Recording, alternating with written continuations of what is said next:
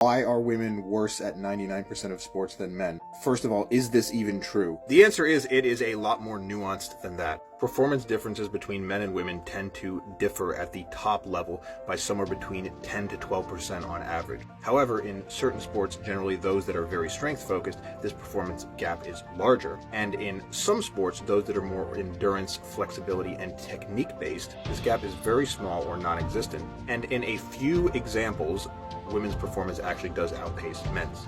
But why is that? Is it just that men are better at everything than women?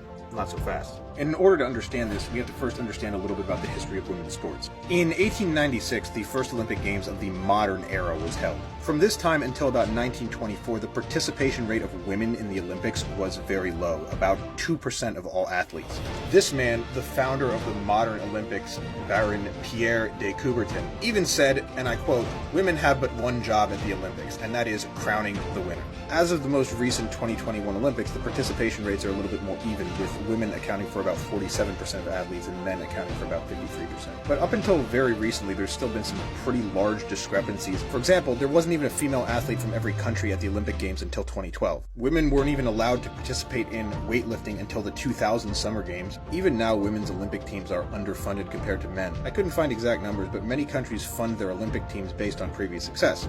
Women's teams go underfunded, they don't do too great, they continue to go underfunded, and it's basically a never-ending cycle. So why am I telling you all this? I don't know, mainly because the last video I did on this topic got a lot of views and generated a bit of controversy, and I just wanted to clarify my opinion and point out the fact that there is quite a bit of nuance when it comes to performance, and I only really touched the tip of the iceberg in this post anyway. And this isn't really what I post about most of the time. Maybe it's time to tell you about that. If you want to, learn about getting strong, losing weight the healthy way, and building some muscle while you do it, that's more of my jam, so you can follow me over there at Johnny Reps Fitness.